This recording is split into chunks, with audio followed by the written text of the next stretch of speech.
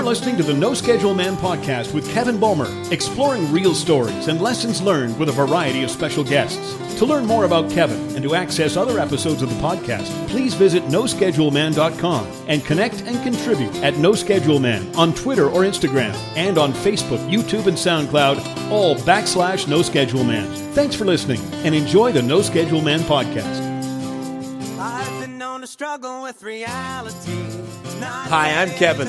Thanks for finding us and taking a moment to check out our podcast. I hope you enjoy the show.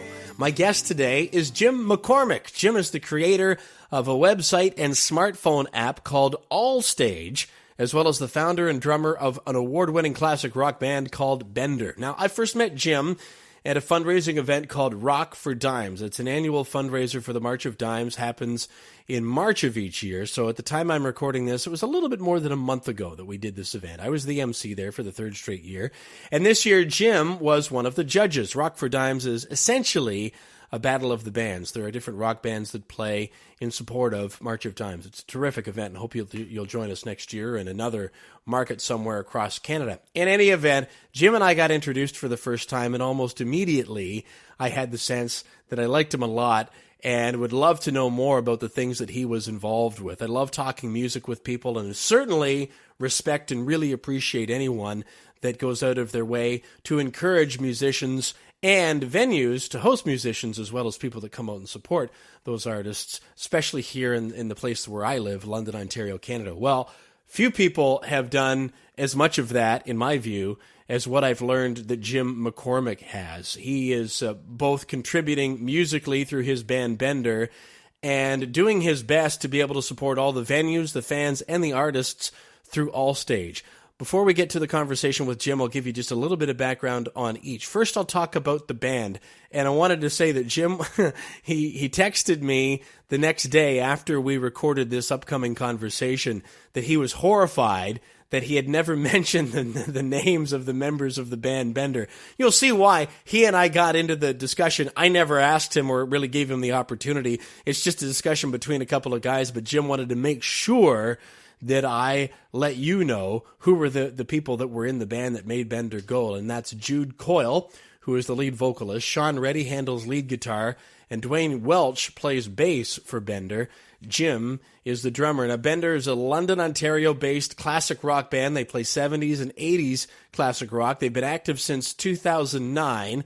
They've built a great reputation for a high-energy stage show. They're well known for their lighting system, lasers, smoke machines, and for just putting on a great show overall. If you go and see Bender, you can look forward to enjoying songs by bands like Zeppelin, Kiss, Styx, April Wine, the Eagles, Aerosmith. I know, it sounds like a good time, right? It's because it is. Bender has delivered consistently for many, many years. That's why they were the winner of the 2016 Jack Richardson Award for Fan Favorite Cover Band, an award they were nominated for the year before. In 2014, they won a London Music Award. They also received a nomination for the London Music Awards the year before as well. So Bender's well known, and you can find them online at bender-rocks.com. You can also find the Bender Band on Facebook at Bender Classic Rock and on Twitter at Bender Rock Band. And we're going to talk more about it. Jim's got some great Bender stories. As far as Allstage, I mentioned about how much of a contributor Jim has been to the music scene in the city here in which I live, London, Ontario, Canada. To reflect that, Allstage was the winner of the 2015 London Music Award for Scene Builder. And I get the sense that meant a lot to Jim. I hope so, because that's an incredible honor. And I can tell you from spending some time both in the conversation that you're going to hear recorded and lots of conversation outside of that Jim is absolutely passionate about music and absolutely wants to see all the artists and all the venues succeed. I really tip my cap to Jim for even coming up with the concept of Allstage. He'll talk about that. But real quick, basically what it is, Allstage is a music website which is dedicated to the promotion of live music and the venues that facilitate that kind of environment. They include just about every different kind of music. They feature the very best bands and artists, and Allstage also incorporates the many other facets of live music in the form of music stores, teachers, specialists in the world of music, the true definition of Allstage. Jim and Allstage recently appointed a member of the London Music Industry Task Force as well, and that is an incredible honor. Allstage provides the music-going public or the people that are interested in music with a one-stop website or a smartphone app that you can download for Android in Google Play or for iPhones in iTunes. Get it right to your smartphone, and you'll hear from Jim in this conversation how that can come in really handy when you're out for a night and you want to know who's playing where. I had such a blast listening to Jim tell his stories. I hope you enjoy it. Here's my conversation with Jim McCormick on the No Schedule Man podcast. So what was the initial spark that lit this raging inferno that has become such a love of music? Where did it start? I watched the Beatles the first time on Ed Sullivan. We were living on Vancouver Street, and the Beatles were coming on that night. It's funny, I can't remember what I had for breakfast 2 days ago, but I can remember stuff from like 50 years ago. The Beatles were on Ed Sullivan that night, and I remember saying to my parents, "Can I stay up to watch this?" And they yeah, okay, whatever. And watching the Beatles play, and of course Ringo, it was kind of like, wow, this is just the coolest thing. So I said to my parents, I want to learn how to play drums. So my parents smartly said, well, you know what? We'll send you for lessons.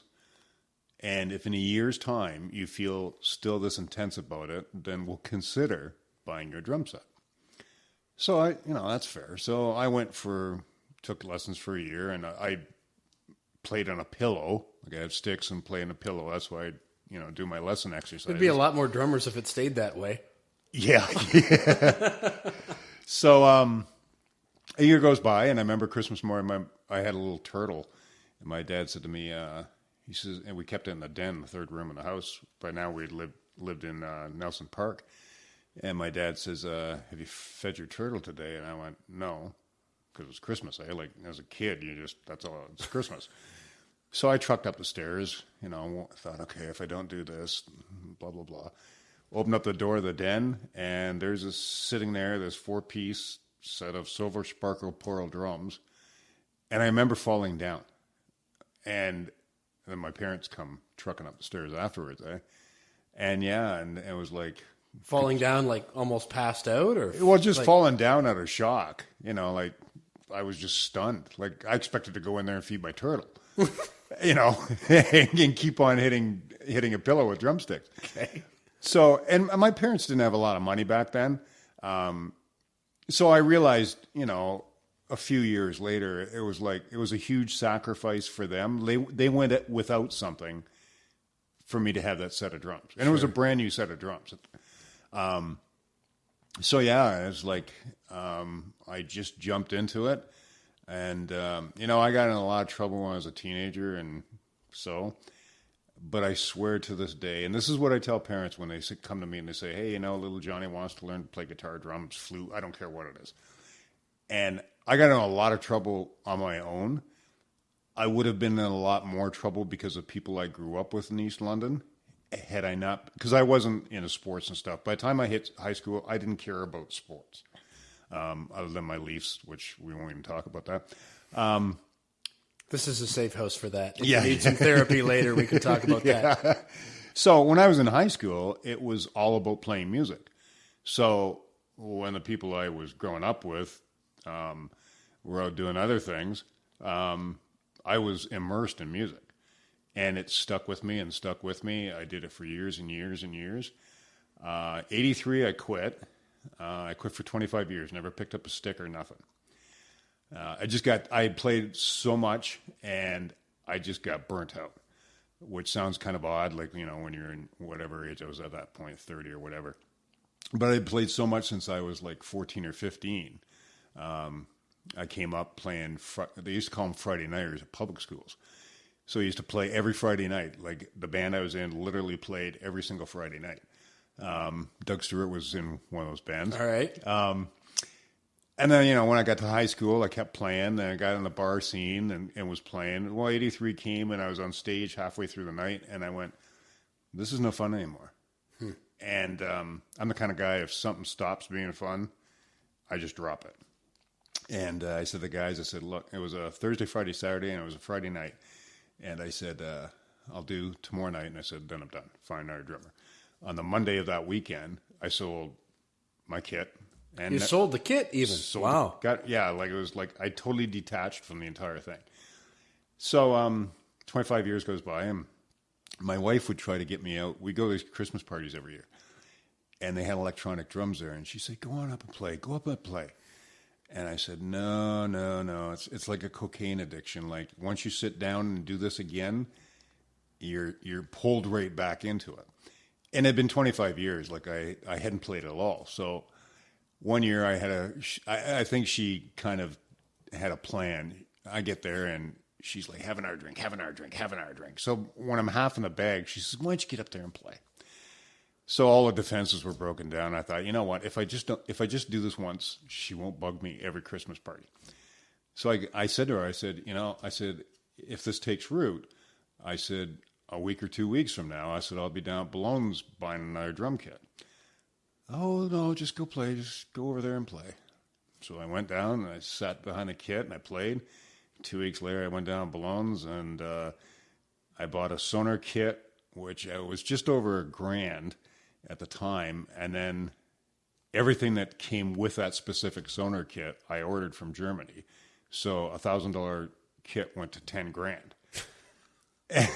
And it was kind of like, okay, so I've got this really, really expensive drum kit I haven't played in 25 years. I've lost pretty much everything I ever had with regards to limited talent to play these things.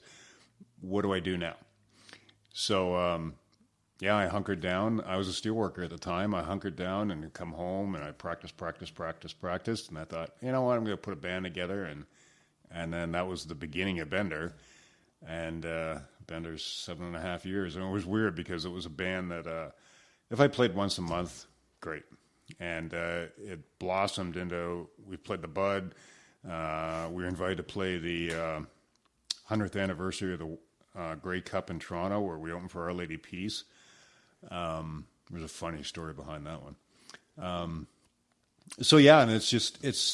we play like 60 gigs a year, and it just took off like a rocket. Played with a lot of great musicians.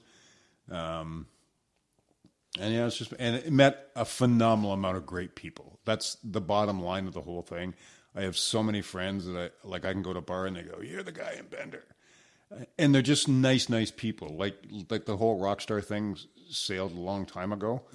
I never envisioned that anyways when I was playing when I was younger. It's just fun to do something and enjoy doing. And because you never know what's going to happen tomorrow. You know, I had a stroke a couple of years ago at my jam, and Eddie Pranskis, who's the drummer used to be for Thundermug, he phoned me about two and a half days later, and he's just checking up on me, and he goes, he says, I never take for granted, Jim. He says, going downstairs, being able to pick up my sticks and play drums. The stroke I had screwed up my eyesight for a year, but it wasn't debilitating. Like I didn't lose, parts of my body, and I never ever thought of it until he said it. And it was like, yeah, like tomorrow something could happen and I won't be able to do what I love doing. And it kind of made me it's not that I didn't appreciate it for the 40 years prior or whatever, but it kind of was a reminder, like we're all getting older. Like I'm 58. And you reach a point in life where your own mortality really starts to come into question. Could be an aneurysm, could be cancer, could be a stroke, could be a car accident, could be anything. And it's applicable to everything in life. Like we all are very comfortable with our lifestyles. In an instant, and I've seen it happen, I'm sure lots of people have, in an instant, your life can totally change. So everything that you enjoyed and took pleasure in is gone. And it's easy to take things for granted, but every once in a while you kind of need a little nudge to go, hey, I don't have it bad as what I thought sometimes that I do. So I want to share this with you. All right. I just, and then now I do have notes here because I've got like 4 or 5 things within that 7-minute answer. I've only asked you one question. You're an interviewer's dream. Oh, I got a big mouth. Eh? That's not what I was getting at, but no, that's great. I wish I'd met you earlier in my broadcasting career. I might have got further if I had some guests like that. I'm reading a book by the astronaut Chris Hadfield right now. And just in the passage I was reading last night, he was talking about how when you get into company with people, especially when you're in close confines, there's only 3 ways to be. You're either a +1, a 0, or you're a -1. And a +1 is somebody that adds something to every situation that they're in. A 0 is somebody that doesn't necessarily add to, but isn't taking away either. And the -1s, I'm sure you've been in bands and shared stage and managed and tried to even help out a lot of those people. We know what those people are. When I arrived at Rock for Dimes this year, which was just my 3rd year as the MC, and said hello to some of the people that I've been fortunate enough to form some friendships with and was glad to see again. That was great. Then I was guided over to the judges' table and was introduced to you. And you mentioned Doug Stewart in that little, just so people know, Doug is somebody, he's actually come up in this podcast before talking to Delaware Speedway drivers.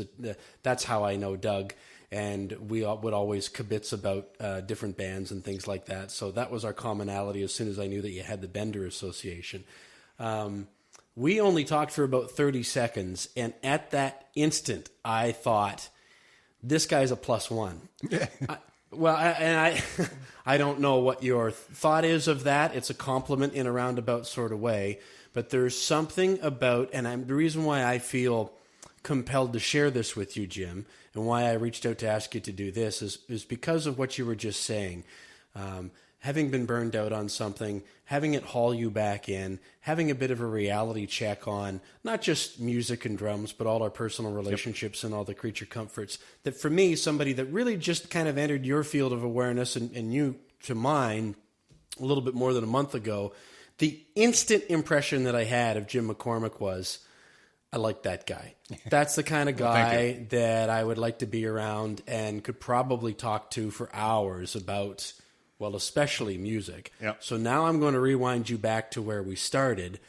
So thank you, by the way, for making the time to do this. The Beatles, Ed Sullivan. Yes.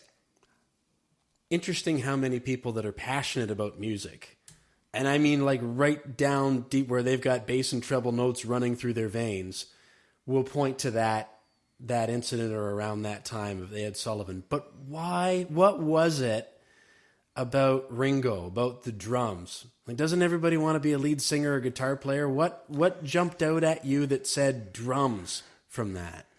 I thought, wow, here's a career. I get paid to hit things. Fair enough. No, my grandfather, when I was a young kid, he used to always play Wurlitzer organs. And my grandparents were huge. They used to go down to Historic Club. They saw Lombardo numerous times. My grandfather would go to New York and see some of the biggest stars in the world in the 40s kind of era. So from a musical background, I grew up with a very talented grandfather who played keyboards, in this case, like a great big huge Wurlitzer organ. My parents were more tuned in when I was a teenager, and they would have neighborhood parties. The reason I'm telling you this, you'll see this. Sure. Is my parents would, back when there used to be albums, my parents would borrow my Deep Purple, Black Sabbath, all those kind of albums from the 70s, Zeppelin, and they truck off to their neighborhood parties taking my albums. And my friends would go, wow, you've got the coolest parents in the world. So when I was a kid and I saw the Beatles, I think at that time my parents were kind of like into the Elvis Presley, because Presley was really the thing before the Beatles. Sure. But I was raised hearing music. When I saw the Beatles, it was drastically something different from what Elvis was. It was, here's these 4 guys from Liverpool, dressed up in suits. Kind of at that time that they had long hair. It's not like, like mine now. Like, looking back, they had brush cuts almost, but it was just something so radically different from my grandfather, who was into big band music, and my parents, who kind of came out at the tail end of the Elvis Presley period. And like, here was something that it didn't belong to either of them. This was something that I kind of was watching and listening to, going, this is directed at me. And I'm sure I didn't make a conscious decision. I wasn't that intelligent at that young of an age, because we're talking, 65 when they were on the Sullivan Show. But it was just something that appealed to me. And watching Ringo up there on a pedestal playing drums, I don't know, it was just, wow, that's kind of cool. I really like to kind of do that. Were you familiar with their music before that? A little bit. A little bit. I think what it was there was so much hype when you turned on the TV back then, or even probably hearing my parents talk about through the week as it rolled up to Sunday night when the Ed Sullivan Show was on. I probably heard my parents talking about the Beatles being on there. I don't think I was cognizant enough to go, wow, the Beatles are coming to the Ed Sullivan Show in New York, and I really want to hear this. I didn't come up with that my own. I think it was influences from media and from my parents talking about it. So when Sunday night came, it was kind of like, okay, yes. And, probably my mother said, oh, it's 7:00 tonight. The Beatles are on Ed Sullivan, Jim. Why don't we sit down and watch it? And there's little Jimmy in the background, kind of like, okay, can I watch this too? So yeah, like when I watched it, it was so radically different from everything I'd grown up with. It was kind of like, wow, this is really cool. And the thing about the Ringo thing, yeah, probably most people go, I want to be the lead singer or the guitar player or the bass player. Who knows? Why do some people like chocolate vanilla and chocolate ice cream, and some people like vanilla? Whatever reason it is, I migrated towards that guy sitting on a drum pedestal named Ringo, playing a set of drums, and it's kind of like, yeah, that's the coolest thing in the world. I want to do that. Years and years later, then, after you had played, then burnt out, then you set the scene about that Christmas party where you got sort of manipulated back up into the seat again. And then next thing you know, you had another kid from Germany worth $10,000 plus, which is just the greatest story ever. But what happened, as best as you can describe it, because you went from not wanting to have anything to do with it and consciously knowing I'm burned out from this and I want to be away from it, to then you said at some point, I know what's going to happen if I go. So it's like you're almost describing an awareness that there was something inside you that wanted to, that you were sort of keeping yourself away from. What happened when you finally got behind the kit that started all that back up again? A flood of memories.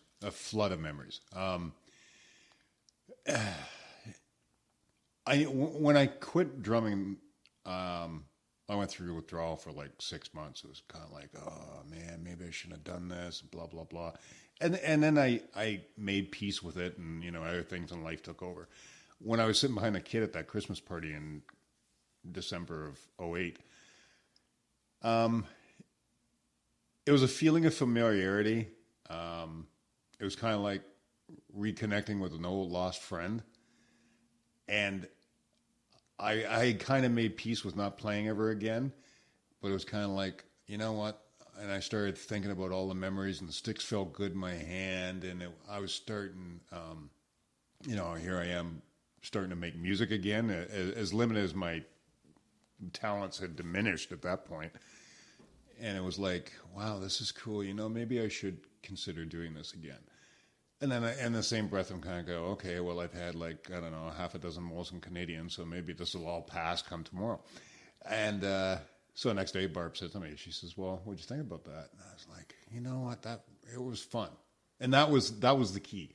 I quit because it stopped being fun, and I spent 45 minutes playing that night, and it was fun again.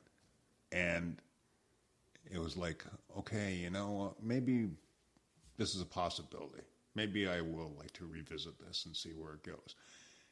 And I thought, it took, like Barb was totally behind. I said, I was a steel worker. I was making great money. I said, I'm just going to go blow $1,100 on a set of drum. She's like, okay. And then, yeah, it just, It just took it was like a seizure. Like it just took right a hold of me. It was like I was that little kid again, taking the sticks and beating a pillow. I had the same intensity and the same drive. And then I was faced with, okay, I've lost everything. I quit at a certain point skill-wise. Can I ever get that back? You know, and Barb's going, well, it's like riding a bicycle, you know, you never forget. Well, no, it is and it isn't. And I thought, okay, can I make this a valid thing again? And I worked at it. And here we go again. But I do have a story to tell you about the Grey Cup. I'd love to hear it. Okay. The floor is yours. Okay. So we do this show at the Grey Cup. And it was really, really kind of cool because we had our own green room. It was a massive room. I couldn't believe how huge this room was. And there was like down one wall, there was like a 30-foot table with nothing but cold cuts and stuff. And across the back wall, about another 30-foot table was all hot stuff. Hot buffet, the whole 9 yards. We had our own security. I showed up with breakables because they sent me a rider and they said, you know, what do you need? So I told them amps and, you know, drum kit and blah, blah, blah. So they gave me top of the line Yamaha kit. And we had roadies. Like I had 2 drum roadies. Roadies wouldn't even let me it was like, where do you want the cymbal stand? Where do you want the cymbal? And like they'd even do up the wing nuts. It was like heaven, eh? So anyways, we do our show. It was freezing. It was November of 2012, and it was absolutely. They had these huge, huge heaters on stage. I was pulled back from the edge of the stage. I wasn't doing too bad, but everybody was wearing winter coats. Yeah. And Ryan Cruikshank and Ian, they're up front, and they're freezing. You can see their hands like they're going like this when they're playing guitar, and they're trying to move their hands, getting some feeling back in. So we finished set, and I said to Barb, I said, I'm going back in the green room. I just want to take this in for a minute because this will never happen again. So I go in the green room, and I'm sitting there, and the doors were probably, I don't know, two great big huge walnut doors, and they were probably 20 feet tall. They were massive doors to this huge, huge complex. And door opens up, and in walks this guy. And I'm thinking, why are you here? And he goes, you're Jim, the drummer in Bender, aren't you? And I went, yep. And I'm thinking, quietly, why are you invading my space? So he comes walking in, and there was 2 or 3 leather couches in this big, big green room. He comes over, and he plops his butt on one of the leather couches. And I was like, why are you here? I said, who might you be? And I tried to be very polite about it because I'm thinking, okay, well, maybe he's, you know, something to do with this thing. And he goes, I can't remember his name, unfortunately. And he goes, I'm blah, blah, blah, blah. He says, I'm Burton Cummings' personal tour manager. So all of a sudden, I could feel my whole persona just totally change. The agitation just goes right out the window. And I said, oh, nice to meet you. So we started talking, and it turns out he used to be a sound man in London back in the 70s. And he said, you're from London, Ontario? And I said, yep. And he says, do you know so-and-so? And I went, yep. And do you know this bar? Yep. Excuse me. And a lot of bars are gone now. Eh? But he would come in with bands, and he would do sound at Kipling's. He would do sound at the Barn. He did sound at the old Rideout, City Hall. So all of a sudden, this guy walked in this room that I thought was invading my space, and I was like, why the hell are you here? We ended up talking for like 45 minutes. Was the nicest guy, one of the nicest guys I've ever met. And he stands up and walks over and he says, pleasure to meet you. He says, I hope you had fun. He says, because he's looking at his phone, he goes, Burton just texted me. He says, I got to scoot. Walks out the door, shuts the door, and it was like, wow, that was surreal. So, yeah. How did that gig come about?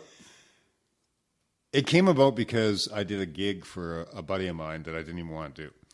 A friend of mine has an outdoor, his name's Angus. He has an outdoor bash every year in his backyard. And he gets bands to play. And it's a great event. He keeps a lid on it. There's never any fights or cops, blah, blah, blah, blah. And he lets all his neighbors know. So it usually is quite successful. So he asked us to do this gig, and Angus probably doesn't know this until if he hears this. And I really didn't want to do it. We had a weekend off, and I was like, I just want to stay home. Barb goes, no, Angus is a good friend. We have to go down and do this gig at his backyard bash. And she's going, your friends will all be there. And it was like, to me, it was like, I just want to put my feet up, have a pizza, and fall asleep by 9 o'clock. So I said, okay, we'll go do this gig. So anyways, we go do the gig. And about 10 days later, I get this email from Toronto Argonauts head office. And the Grey Cup that year, this party was in like June of 2012. And the Grey Cup that year was in Toronto. It was the 100th anniversary. And I get this email from Toronto Argonauts head office from this lady, I can't remember her name, saying that one of their people was at this backyard party in London, saw Bender, and wants to know if we'll open for Our Lady Peace. And I'm thinking it's a joke. I have friends in Toronto. I'm thinking this is a gag. So I phoned up my buddy Trevor Lamas, who works for Sony Records. And I said, I told him about the email. I said, this is your doing. And he goes, no. So I had nothing to do with it. He said, I swear to you. I said, okay, can you do me a favor? And he knows everybody. And I said, can you find out if this lady is legit that works at the head office of the Toronto Argonauts? He said, yep, leave it with me for an hour. I'll get back to you. So he phones me back and he goes, yeah, this is totally legit. He says, I talked to my friend there. He says, yeah, they actually want your band to play at the Grey Cup. And I'm like, wow. So next day I get an email from this lawyer firm, and it's the writer. And it's like, check off what you need and your stage plot and yada, yada, yada, yada. And even then I was still skeptical. And so I phoned Trevor back. I said, have you ever heard of this law firm? He goes, oh, yeah. He says, yeah, it's legit. He says, don't fight it. Just go along with it.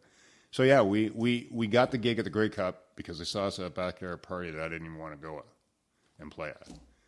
So it just goes to show you, I always tell this to young musicians, you never know who you're going to meet. And that's applicable to everything in life. You just never know who you're going to stumble across, that it's going to be like winning a small version of the 649 lottery. Because that was to this point in my life, that was the greatest experience I've ever had as a musician, was being up on that stage. And yeah, it was the coolest thing in the world. All because I went to a backyard party and played a gig I didn't want to do. What do you remember about the set itself? We played a 45-minute set that went by in about 30 seconds. It was freezing cold. What was the crowd like? Great. Really, really, really. They were good to you? Yeah, yeah. And after us was, what the hell was their name? It's Burton Cummings' personal band, Carpet Frogs. So they were on after us, and then Our Lady Peace was but it was, I remember it was a freezing, frigid day. It was unbelievable how cold it was. And it was like, it was surreal. It just went by in a blink of an eye. Before I knew it, it was like, okay, we're done. And it was like, wow, really? But yeah, it was surreal. Anybody get it on video? I had a couple of friends get it on video, yeah. It's on the Bender YouTube channel, I think, yeah. Yeah. Which was pretty cool. That'll be fun to have, especially as the years start to pile up. Oh, yeah. I'm sure it's fun to have now. But. Yeah. Yeah. So, yeah, it was just it was a quirk how it all worked out. But yeah, it was pretty cool. So what about, let's just stay with Bender and experiences like that for a minute. If you could have play a certain room or be a part of a certain festival. Which one would I want? Well, what one or two or three, what kinds of things would you, if you could, really love to go and experience musically? What do they call it? The Rock Cruise. Monsters of Rock Cruise? Monsters of Rock. Brian and the boys in Helix play on this. Right. If not every year, every second year. And they get some pretty big bands on there. Now, yeah, that would be just a blast. I have a thing about a ship being out in the middle of nowhere where I can't tread water to get to the shore. But I think I would, in this particular case, That's where the Molson Canadians come in, I think. Yeah, quite a few of them. Yeah. A gig after that would probably, I don't know, sure it'd be nice to play in a big stadium. But, I've never aspired to that. Like, if I don't do it, I don't worry about it. The thing about the Grey Cup with all the security and the like everything you needed. If you needed a glass of water, somebody ran off and got it for you, or was right there in the green room. And it just kind of made me wonder, like when you go see a concert and the band's finished playing, whether it be Kiss or Rolling Stones, Rush or whatever, the world that they live in is totally different from what the rest of us live like. Like everything is done for them. They don't have to set up gear. They just walk in. All their people doing whatever they have to do to get them ready for the show. They walk on stage. They have fun. They walk off stage, get in a limo, drive away, go to their hotel or hop on a private plane or whatever. Like it gave me on a very, very small scale an insight to what the world's biggest stars on a grander scale do every single day of their life. Like it's no wonder, there's always a comparison to being a rock star. Hollywood celebrities want to be a rock star. Athletes in professional sports want to be a rock star. They all live pampered lives themselves, but everybody wants to be that guy in front of a stage playing in front of 30 or 40,000 people. There's no feeling like it in the world as being on stage. I don't care if you're in front of 10 people who are your friends having a blast, or if you're in front of 50,000 people. It's magnified. But I always say this at my jam. Musicians come out to our jam on Wednesday night at the Eastside Bar, and they'll see some of the talent that goes up there, and they go, "Oh, I'm not going up on that stage. I'm not going to play after that guy." And anybody can pick up a hammer, pick up a saw. I'm useless when it comes to handyman. My wife is 10 times better than me. I'm an absolute write-off when it comes to being a handyman. But most people can, change a light bulb. I can do that. I was going to say, Jim, do I need to come over and help you? But people can do all those little things. Not everybody can walk on a stage and make music. I don't care if you're playing a piccolo, a cello, a guitar, a bass, drums, singing. Not everybody can do that. And I would hope that most of us give some thought not to take it for granted. I'm sure we all do, because I have at times. But it doesn't matter where you fall. If 10's world elite musician and 0 is the guy who's just picking up a guitar for the first time, it doesn't matter where you fall on that scale from 0 to 10. You can do something that most people, when you walk into a bar, if there's 100 people in there, 40 of them wishing they were the drummer, the guitarist, the singer, the keyboard player, or whatever. It's a gift, whether you have to work hard at it or you're born with it, that everybody wishes they could do to make music. And making music, especially if there's more than one person involved. People would say, well, you're talking about bands. Of course there are. Well, you can sit down with an acoustic guitar and sing and play along with it, and you have or a piano or drums, and have a fully realized piece of music. But when you're starting to mix different personalities together and try to, so you're already laughing. So where I wanted to go with that was to take you backwards again to that time where your passion was reignited and you had the sticks in your hands again, and all those memories came back, and you were a child hitting the pillows again.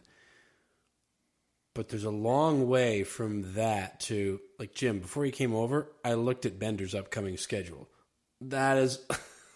You're talking about hard work, commitment, a lot of hours, incredible frustrations that nobody sees. Because when they get to that club, that bar, that festival, wherever, they see, hopefully, the polished, finished performance. They don't see all the 4 or 5 human beings jammed into a room that each have their own perspective and own agendas and own good days and bad days and all that. So to be able to make the decision to go, okay, well, wow, this feels good, but then to take it to, because when you were originally answering the question, so I just, next thing you know, Bender was started and going, Tell me about, if you would, the process of deciding, okay, you know what, I'm going to go and I'm going to get that kit, but I think I'm also ready to jump back into that pool, even though I know I'm going to get nibbled on by a shark or two here or there. What was that process like? When I started, and it didn't even have a name at the time, my buddy Jeff Acker, who was a guitarist in a band at the time, came up with a suggestion of Bender for a couple of different reasons. But when I first started what would become Bender, it was just me. And so, I'm, okay, what do I want to do here? Well, I knew what it would take to make a successful bar band. And that's all I wanted was a bar band. But even then, sorry to interrupt you. No problem. Were you just at the point of, well, obviously you had the kit, which you'd made a significant investment in. Yeah. Was it as simple then, Jim, as just saying, all right, I've already jumped back in. I've made this investment. I've got to go and do something with it. And it only makes sense to have bandmates. Oh, yeah. But you see, the difference was I had a choice of either going and joining a band or starting my own. And I chose to start my own because I knew exactly how I wanted the model of it to be. Okay. When you jump into another band, at the end of the day, in any band, I don't care how harmonious it is, there has to be one person who makes the final call. Okay? You're not always going to be popular. At times, it's going to seem draconian. But if you want a band to work and be a cohesive unit and have a goal, whether it be gigs, stage show, whatever the case may be, one person at the end of the day, unless you're extremely lucky, because trying to get 4 individuals that all agree all at the same time on every single subject, best of luck to you. Doesn't happen in most marriages. So I was like, okay, I know what is going to work here. I know what's going to be marketable, and this is what I'm going to do. And if someone came in, and I fired quite a few people, Brian always kids me. He says, you've gone through more people in Bender in 7.5 years than I've gone through in Helix in 40. But if you want to work and you have a vision and a game plan, you stick it through the end. If it makes you unpopular, which has made me unpopular quite a few times, so be it. I know what I wanted to arrive at. So when I came out of the gates, bought the drum kit, it was kind of like, okay, this is what I want to create. Now I have to hire the people to be in it. What was it that you wanted to create? What was the vision? 70s classic rock band that played once a month. Yeah, and it went nuts from there. But that was the original plan. It was to be a 70s classic rock band, and I wanted to have a stage show. I wanted to go back to the time that you have to entertain people. I've seen some phenomenal bands, and they stand up on a stage. You probably have too. They're great musicians. The music's great, and they stand there like they're Jimmy Hoffa encased in concrete all night, and you get bored, and it's like you walk out the door. I wasn't going to be in a band like that. I wanted a band that became a bit of a visual show. So when people came, the music's got to be great. The people in the band are got to be having fun. Because if you're not having fun on stage, don't expect the people on the floor and the patrons that come to spend beer money to watch you to enjoy themselves, because they look up at you and go, well, man, he's just not into what he's doing, so I might as well go someplace where the band is. But I wanted lasers. I wanted smoke. Every time we did a show, not every time, but you try to space it out, I wanted to be one more little thing. Oh, wow. Wonder what Bender's going to have on stage tonight. We got to go see them. Because, maybe they'll have a fire-breathing dragon. I'm exaggerating. But, yeah, it's you have to give the whole pack. You know what? People can say what they want about Kiss. They did it right. The same as Pink Floyd before them. You went and saw an event. You not so much with Floyd, but even with Kiss. You may not like their music. They're not great musicians. But you know what? You're going to be entertained when you go, because you never know what they're doing up there. They've got risers coming out in the middle of the stage. They've got drum kits going up there. Motley Crue used to have Tommy Lee spin around there. His last thing was a roller coaster drum set that went from the front of the stage to the back. You want to be entertained. You don't want to just go and be lulled to sleep. I can stay at home and listen to a CD of my favorite band. I don't have to pay $200 or $300 and get a hotel room in Toronto to go hear what I can slap in my stereo. If I'm going to go see Motley Crue, I want to see a show. We went and saw the Stones. We got free tickets, and they were extraordinary tickets. And I thought, okay, I'll go see this because they're icons, but this is probably going to be one of the most boring things I ever do in my life. It was one of the best shows I've ever seen in my life. I saw a 65-year-old guy run nonstop for 2.5 hours, and the musicianship was over the top. And just watching Jagger on stage, it was like he was a show himself. I was highly entertained. The music was phenomenal. And I'm not a big Stones guy, but the music was unbelievable. But I was mesmerized for 2.5 hours with Jagger because this guy just never stopped entertaining. And it was like, wow, this is why these guys have lasted so long and so many other bands fall aside. So I wanted Bender to be a band that was really good music-wise and was entertaining visually to the crowd, that people went, man, this is cool. Yeah, I'm going to come back and see these guys again. So that was it. I do have to ask about the name. Because I'll take a couple of shots. There's the obvious connotation to enjoying a few too many Molson Canadians. And then there's also the smart mouth robot on Futurama. Mm-hmm. Does it have anything to do with either of those? I was a steelworker, and I ran a machine called a bender. I could take rebar that was 25, 30 mil in diameter and turn it into a stop sign if I had to be. And Jeff said, we were looking for a name, and he goes, you should call it Bender. And I go, why? He goes, well, going on a bender, the carnal, over a table, or, even applicable to what you do for a living. And it was like, no, that's really stupid. I'm not going to call a band after what I do for a living. And I went to bed, and he texted me the next day, and he goes, so what do you think of the name Bender? And I went, yeah, it grew on me.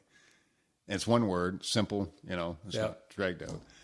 I said, okay, it just is. I was like, okay, yeah, we'll call the band Bender, and it stuck. It just stuck from there. How do you keep the set fresh? I think any band, you should bring in one new song a week. A week? A week. It's a lot of songs over between 7 and 8 years. But think of it this way. If you make yourself a microwave dinner tonight, are you going to make the same microwave dinner for the next 7 weeks? Depends on what's on special. I've only got that little small freezer over there, Jim, too. But probably not. Too many bands or musicians don't think that's really, really important. If people come out to your show and you're playing a lot, and they come out and see you 2 or 3 times, and it's the same songs, possibly the same order, why would they come out again? I wouldn't want to go see Bender if we were playing the same songs. And I've gone massive. That's why I've had to clean house a couple of times, because people would be like, what's your obsession with getting in new songs? Well, that's what gets people to come out. That's part of the whole, what are they going to play this time when we see them? If they can come out and they can go through your set list before you even play the night, why should they even be there? Yeah. You're doing it for the people to come out and spend money, and you're doing it for the venue owner who's hiring you to get those people to come into the bar. And if you're, quite frankly, if you're too lazy to learn new material to accomplish that goal, get off stage and let somebody else who's really eager and wants to get to work and has that mindset. And, that statement, I'm sure, will rustle a few, but that's the fact of it. You're paid to sell beer and entertain. And if you do neither, there's no reason for you to be there. You're there for your own selfish reasons. You're there to sell beer so the bar owner makes money, and so he can stay open next week and hire another band. And you're there to entertain the people who get off their ass, come out and watch your show. Because shows now start at 10 o'clock at night. Well, when I don't have a Bender show, I can hardly stay up past 9. So if people take the time to come out and spend their money over a couple hours to sit and listen and hear and dance to you, whatever it takes for you to do to make them happy on both parties, the patron and the bar owner, that's You have to do that. It's not an option. And if you think it's an option, then you shouldn't be on that stage. It's as simple as that. How much of the sets are decided beforehand, and how much are just called out based on the energy flow of the night? I think most bands have a running set. They all have it taped or, hanging wherever. Like it's bang, bang, bang, bang through the night. Sometimes, depending on the crowd, you'll be able to tell if certain songs aren't working. Like if you're playing Iron Man, if that's in your set list and everybody's dancing to like Roadhouse Blues, maybe you don't want to play an Iron Man song because it takes the energy out of it. Yeah. They'll want to sit down. And if you have them up dancing nonstop, they get thirsty. And this is where the whole tie-in is. They get thirsty, they order a beer. Bar makes more money. So you have to kind of pick your songs. We've done this before. You walk into a bar, you're playing your set, and I would shout out to whoever's in the band, play this song instead. Whatever the next song was, that gets knocked off the list because you're judging the crowd. If the crowd's sitting there and they're not real dancers, because some crowds are really, really funny, they may not be dancers. They'll be tapping their foot. So you can do an Iron Man song because they'll be into it just as much. There's different kinds of crowds you play in front of them. Lots like to dance. Some just like to sit and watch and hear the show and drink beer and hang with their friends. So, 9 times out of 10, you can walk in and do whatever you do. You just have to be cognizant and make changes on the fly depending on the crowd. I want to transition and take some time to talk about Allstage. Okay. Like, for instance, where in the world did the idea come from? When I got downsized in April of 2012, I talked to my buddy Trevor at Sony, and anybody who goes, I'd worked 37 years of my life. I'd never been since I was 16, 17 without a job. So all of a sudden you wake up one day and you don't have a job anymore. Being at the age I was at that point, so that's 4 years ago, I was 54. So here's a guy that's 54. He's got a torn rotator cuff. He's had 2 back surgeries. All he's done all his life is hard labor, whether it be steel industry or previous jobs. So in today's times, what do you do?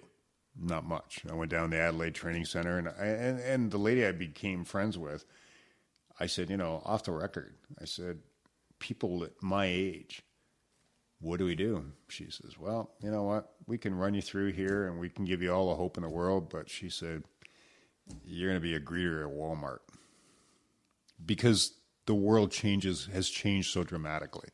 And there's a lot of guys out there, and women too, who have lost their job and probably going, what do I do now? And you've got a house, you've got expenses. And I was making really, really good money. So your lifestyle is geared to that really, really good money. Sure. And Barb's a real estate agent. She's done extremely well. But when half of your income is ended, things change and you have to, adjust accordingly. So I was talking to Trevor and I said, kind of, one of those guy-to-guy things. It's kind of like, okay, my life's coming to an end here. What am I going to do now? Like, I've got no job. And Trevor said, you know what? He says, you love music. He said, the last 15 or 20 years of a working life that you have left, do whatever it is that lights your fire. He said, you're not going to fall back into wanting to go work for somebody again. He says, you've done that for 37 years. You're probably burnt out. He says, do something that you want to do. He said, if you have to take a job on the side, whatever. But he says, do something that makes you happy. Because I hated my job as a steel worker. I would go to that job every day. I would work outside in plus 30, minus 40, whatever the case, pouring rain. I hated it. Just despised it. And it was kind of like, okay. So all my friends would text me and say, like, who's playing around town tonight? And I'm thinking, you can go on eBay and buy a whatnot. look it up on Google, and like the information comes back to you from every conceivable source. I'm thinking, why is there not a website that tells who's playing where? So I talked to a couple of friends of mine here in the city. Ron Skrines from the PA shop was one. He said, yeah, there used to be one. He says, and it kind of went belly up. He says, nobody really paid attention to it anyways. So I thought, well, you know what? I'll give this a whirl. So we came up with the idea in the summer, around August of 2012. The first website I had went up November of 2012. Doug Vardy, Sarah Smith, Archie Gamble, a gentleman from Windsor named Wade Sharp, who's an extremely talented musician. Diamond Dust is a local rock band. They all said, you know what, we'll come on board. We'll support you on this, which was superb of them because, it was kind of like, okay, Jim's a friend. This is probably just going to go belly up in a month anyways, but you know what, we'll help out. So they came on board, and I started listening to events going on in the city. And it's been... well, we're into almost a third year. So it's been coming along slowly. 2015, we won a London Music Award for Scene Builder for Allstage. We got nominated for a Jack Richardson Award, which I lost out to a friend of mine, Savannah, and she very deservingly deserved to win it. She'd been nominated twice. She's an indie artist, and she works for the indie side of the music scene here in London, and so she won it, and I'm thrilled for her. To even get nominated was a huge pat in the back. So it started off really slow. We've talked to marketing people. We have the website. We have a Sell app. There's about 100 bands on Allstage now, so we've gone from the 3 or 4 that were so gracious to say, hey, okay, we'll help you out, to now we've got a whole bunch of people on there. Barb kind of does the salesman side of it. I'm useless when it comes to sales. And if I walked into a business and say, hey, would you like to be a sponsor on Allstage? Look at me. If I walked into a high-end jewelry store, they're going to go, this guy's here to rob us. So, she works, she's on board of directors. Sorry. It's the truth. Barb's on board of directors, and is hugely respected, but she's a good-looking woman. She dresses professionally, and she can walk into any business and just by her personality get along with people right out of the gates, and she looks like a pro. I can go in a bar and strike up a conversation with a bar I've never met in my life, but there's a common bond. Sure. He's run a music bar. I look like a musician. Bingo. Okay, we're set. So you have to recognize your limitations. A lot of the admin work, I do all the work for Allstage in the Sell app. I do all of it. Days are usually 7 days a week, 10, 11 hours a day. But the difference is I don't make as much money as I did as a steelworker, but I love what I do. And that's the passion. I used to always think to myself as a steelworker, you know what? I got friends that actually like going to their job every day. They get paid for it, but they love going to their job. I used to really, really envy them. Well, now I'm the guy that has a job that he loves to do every single day because it lines up perfectly with a kid who used to pick up a pair of drumsticks and slap a pillow. You see what I'm saying? Former neighbor of mine, Jim, got caught up in the Kellogg's mess. Yep. And was at an age where he was in the same situation that you described. Long story short, he makes, I don't know if makes is the right word, but certainly makes available local organic honey from local bees. Oh, really? And the stuff is just phenomenal. And he looks like he's a couple inches taller because his posture is different. He's just lighter. His soul's lighter, you know? So, when you talk about with Allstage, I want to go back and ask for a little bit of clarity just for some people that might be listening that don't understand exactly how it all works. But before we do that, just along this thread, Jim, for somebody who, was that kid that got sparked by Ringo and the other Beatles and, hit the pillows and burnt out and then came back and had the vision for what you thought would serve the public in terms of a band and going through different bandmates and all those gigs and everything else, to having your livelihood, much as you despised it, tossed out onto the street, and then having to evaluate yourself and what am I passionate about and what do I really want to do, to, I'm going to get emotional just describing it, but to be recognized and given an award for building in the community that you've lived and worked and entertained in.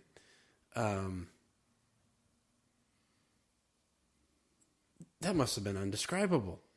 What was it like? Let there be no mistake, and I say this with the utmost sincerity. Neither Bender or Allstage would have happened if not for the support and love of my wife. There was no way. None of my friends' wives would probably let them go spend $10,000 on a drum kit before they have a band. But like Barb has been there every step of the way. When we do Bender shows, she's setting up the drums, tearing down the drums when we do the jam. And I've had a few too many drinks with Reiner and Sean Sanders. She's tearing down my kit because, like I'm like a lollipop drifting all over the stage. If it wasn't for her support and love, none of this would be possible. To get the recognition and the support from my friends, the musicians in the community, all the people the venue owners who have stood by me, there's no words to describe it. I could say I could just say thank you, thank you, thank you, and I do. I try to be as appreciative as I can, as my limited knowledge or whatever, I don't know what the word would be. Like, I try to express to people how much I thank them for their support, because it doesn't matter what game plan I came up with here, in either case, the band or Allstage, but specifically Allstage. If people didn't rally behind me and support me, it would have collapsed in that first month. When, I get recognition or somebody comes up to me and says, this Allstage, it's a fantastic idea. We love it. Thanks so much for all you do and blah, blah, blah. I know they're saying it sincerely. I'm not one for, how can I say this? Accolades are nice. I appreciate them. I believe in the sincerity of them. But I'm not the guy to wander around pound my chest saying, hey, so-and-so said this about me. I think if somebody says something very, very nice about you, that's all the recognition you need. You thank them. You don't have to beat your chest about it. If someone notices, what was it my grandfather used to say? And he was a wealthy man. He said, a man's wealth is not measured by how much money he has in the bank. It's measured by the friends he has. I'm one of the wealthiest. Trump better move over. I'm one of the wealthiest guys because I have phenomenal friends. Well, but Jim, in my experience, good people want to be around other good people. And I described for you, not to color myself as a good person, but I try. But what my immediate reaction was when you and I got introduced, and when I looked through both the Bender and the Allstage website, and on the Allstage site, there's a little Jim McCormick over on the right-hand side, and there's a little bio, and it ends with that I'm paraphrasing here, but that you here to pursue your passion of music and the success of your peers. Yeah. That's how it ends. And I can't think of anybody else I know that describes themselves as being content when they're seeing others that are close to them be successful. It became immediately apparent to me, and before we round third, I'm going to use this to maybe transition back into what fundamentally Allstage is and how it works. Maybe there's an artist listening right now that isn't sure, or a venue operator. But it became immediately apparent to me after Rock for Dimes, and then you and I became connected on Facebook, and I thought, this guy is it's a level far beyond that duo or this band or that singer-songwriter is part of the Allstage family, so I'm going to post about it. There was a transparent and immediate sincerity of, look at what, almost like they were your kids. Like, look at what they're doing. Isn't this cool? Isn't this awesome? Go see them. Look at what they have to be able to offer. We're so proud of them. I'm so proud to be associated. Am I anywhere close to how you actually, because it oozed, right? And this is what led to you and I sitting here now tonight with me wanting to have this conversation, is that sincerity came across and comes across, I think, Jim, loud and clear. And so maybe I can round that back into kind of the form of a question, which is just the nuts and bolts. Say that there's a musician here in the London or surrounding area that's listening that doesn't understand what Allstage is or how it might benefit them. What would you tell them? Okay, Allstage promotes bands, artists, venues, and the events at those. You join as a member, whether you're be a venue, a business partner, an artist, band, and if you're a musician, all your events get posted to the calendar. You have your own page with YouTubers. If you write your original music and you have a CD, I put the CD on Allstage, so people, they can't download it, they can stream it only. So you can include your download URLs, like whether it be iTunes, SoundCloud, or whatever. I get no commission for doing that. Your music is your own music, and I have no right to have any percentage of it. So musician band has their own page, and say, for example, April or May, I list all your gigs. It automatically syncs to the Cell app, which people can download for iPhones at the App Store or a Google Play for Android. So when people are out and they say, okay, well, where do I want to go, or who do I want to see, or who's playing at Fitzray's or at the East Side or Norma Jean's, the Fireside, or any of the 21 bars we have on there, they bring up their cell phone and it tells them who's playing where.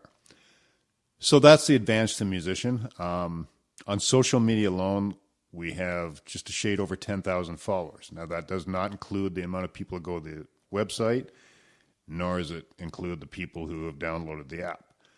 So each event gets posted on Facebook on 4 different pages, Twitter, LinkedIn, Pinterest, and then it's on the Cell app and it's on the website. So if you're playing, let's say, at the Fireside Grill on Commissioners, it shoots out to all those people. Venues now, it used to be the old days, you send promo packs out if you're a band. And most venues, let them, and this happened to me, let them stack up on a desk, and when it gets too high and they start to fall over, they throw them in the garbage. Excuse me. Venues now, what they do is they go to Allstage, because they can go to a website for How's That or Zed, and the information's there about the band, all the places they play, so they can see if they're in demand. Wow, this band's playing all over the place. They must be really good. Pictures of the band, and if they have videos, the video's there, so they can hit the play button for the YouTube and see the videos for the band. So all the information is right there for the bands. There's quite a few venues that have hired quite a few Allstage bands to go in and play at their bars. I don't charge. If you had a band and, I don't know, let's say Scott's Cornell hired you, I don't get a commission. I'm not a booking agent. I don't get 10% for you getting a gig someplace. You pay me $36 a year. I list all your gigs, put all your information on your page, and the only thing that's incumbent upon you is every month you send me the gigs that you have for the next month. If you don't, it doesn't hurt me, you're hurting yourself because you won't get promoted along with all your competitors. And it's a very, very tight market. There's hundreds and hundreds of excellent bands out there. So if you're not promoting yourself, especially in this day and age, when everybody's rattling the saber, you're going to get lost in the shuffle and nobody's going to know about you. And it's a shame, but some bands are terrible at promoting themselves. All you have to do is send me the gigs, and I do everything else for you for $36 a year. And believe me, it's worth more than $36 a year. Mm-hmm. But that has been the catalyst. In the 70s and in the 80s, the music scene here in London was really strong. In the 90s and up into the millennium, it's taken a severe hammering for a whole bunch of reasons, which we won't go into. Economics, political, whatever the case may be. The music industry is starting to bounce back now. People are going out to bars. They're spending money. They're going out to see bands. There seems to be a real pulling together. I can go into any bar in the city and see a group of friends everywhere I go. But what strikes me is not that they're just my friends, but they're going out in groups. They're socializing like I haven't seen for a long, long time. They're going to this bar, and then they move off to this bar, and then they move off to this bar. All the hits, the majority of the hits come on Allstage between 6 and 8 at night.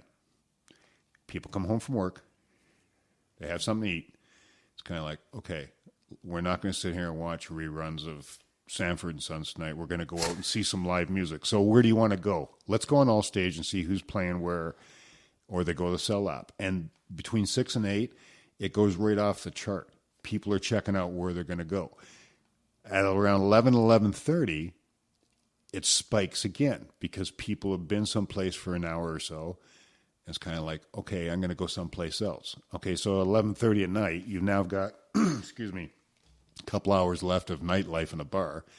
By the time they drive there, get settled, get their drinks, that's usually where they stay. They'll either go one bar all night or they'll go to two. They'll shift location, and that's where they stay. Some people, sure, they bounce around from bar to bar to bar, but like they're there for a blink of an eye and then they're gone. So, but yeah, it's interesting. It's 6 to 8. It just goes right off the charts.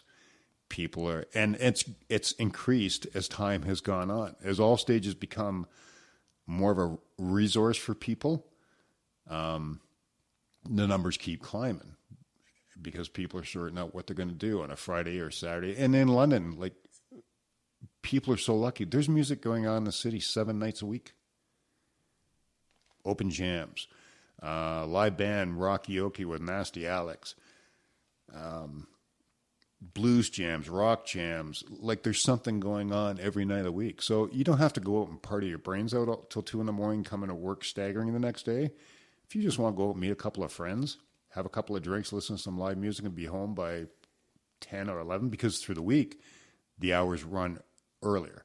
Most stuff starts at 7 or 8 o'clock. Weekends is when it goes from 10 till 2. So you can go out through the week, have a couple of drinks, maybe have a bite to eat, hang out with some friends, listen to live music. You're home in bed by 10:30, 11 o'clock, and get up for work and you're normal the next day. So it makes complete sense. I think it's awesome that you've done it. I congratulate you. I have several hours worth of questions more that I would like to ask you, Jim, but if you can believe it, that's almost an hour and 10 minutes. So really? I'm going to let you start thinking about what's going to be the next song that you're going to add into Bender. You probably already got this week's decided, but thank you so much for spending this time with me. I'm really grateful. We'll make sure that we've got both the Bender and the Allstage links and everything that we post this podcast with, but I wish you all the best to continued success. And as far as marketing and sponsorship and stuff like that, and knowing how to do that, I know a guy who would be happy to help if he can. But thanks for this, Jim. It's Thank you really so been much. a pleasure. Thanks for having me.